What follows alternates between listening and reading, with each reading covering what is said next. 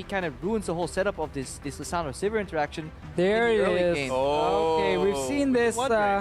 Definitely a strong pick in the top lane, even in CS, except for the bottom lane. Klaj did play that well here. He goes for a combo. That's a little bold on his mate, though. Yep, they pulled him in, but they were just yanking his chain. He's walking out. Still, some serious damage carved out of his backside. Now Shook going in, flashing to finish out the body slam, and Spirit's in some trouble here. Cabochard now looking to revenge, but the arrow dance over the wall, and the Boppy Hammer sends him flying all the way back. FNATIC get away with this Azir matchup.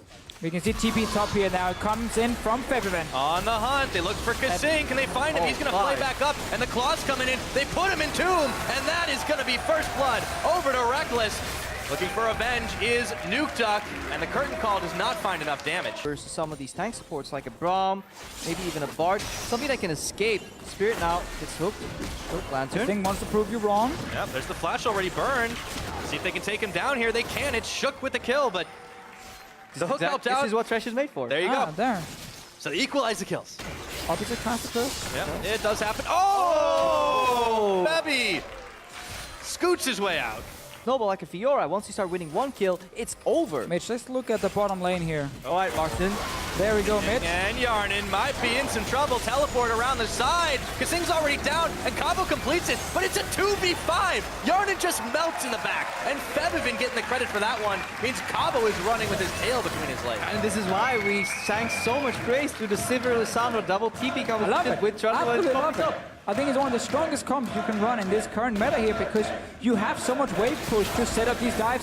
Nukeduck, he's out of here. Yeah. I mean, FNATIC get in, they grab two kills, they get the tower, they get out, they get Drake. Everything they wanted on the board. Worst case, they see members in the bottom lane, so they just go for the dive mid.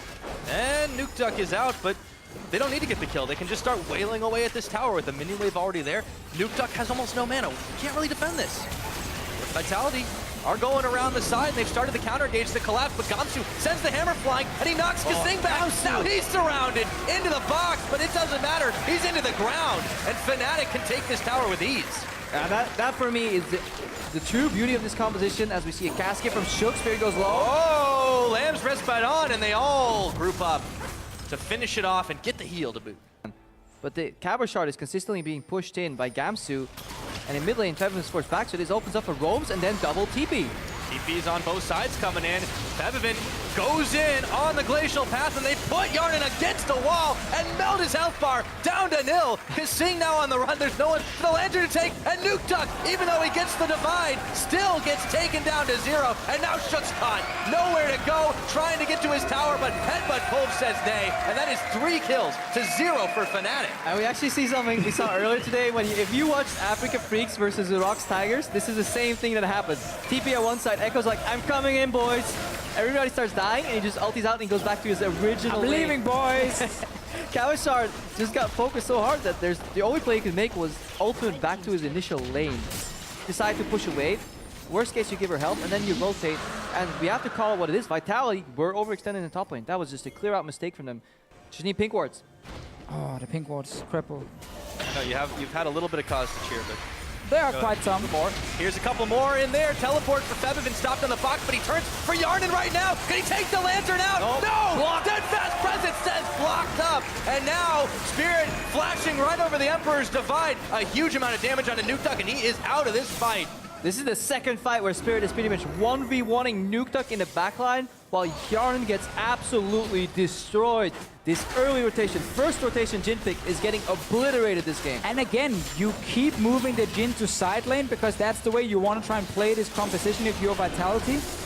You have no way of escaping from long lane. You only have the lantern from Thresh, that's it. He doesn't fit into the Azir comp because they both want the mid lane in the mid game. Right now, Shook needs to steal this Baron. Going solo here, Shook trying to be the hero, throws it in. They catch Gamsu, Big Barrel comes out, but Shook, he's distracted, can't do a thing, and the Baron goes over. FNATIC now start to plow through Cabochard, and they've taken him out. It's Rekkles with a kill on that one, and they keep on running on the hunt. Not quite available yet, but they just don't need it. Nukeduck, Shook, scattered to the winds, and Kasing now knocked back in. Gamsu gets the kill, climbing up the scoreboard right now. FNATIC just shredding every member, but it's a return kill for Hjarman. With the curtain call, he's able to get at least one back.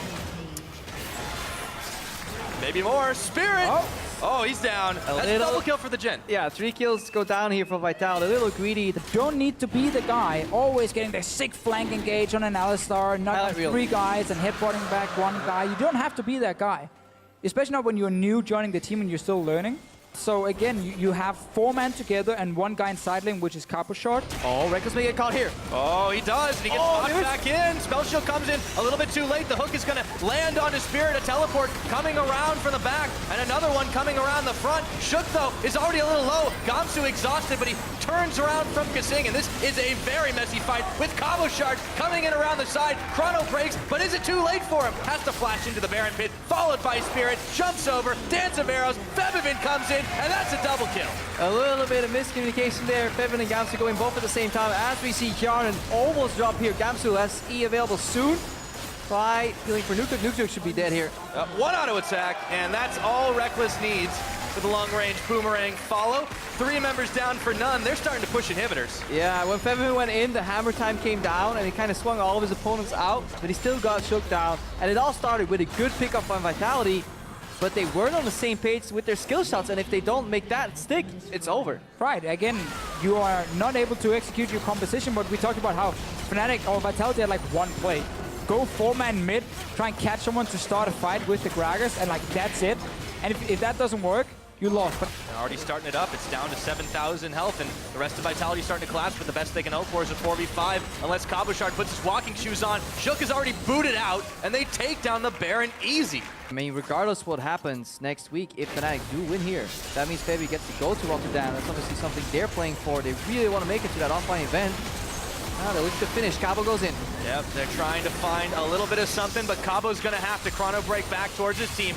Klaj goes in, lots of his health bar used to knock Nukeduck in. There's a big divide, but it's not going to be enough to take anyone else down. Klaj might be down, but FNATIC are knocking on the front door. Nukeduck, that damage is evaporated. The Nexus turrets are falling. FNATIC have gotten everything in this game. Vitality, they've got nothing, and FNATIC are on match point.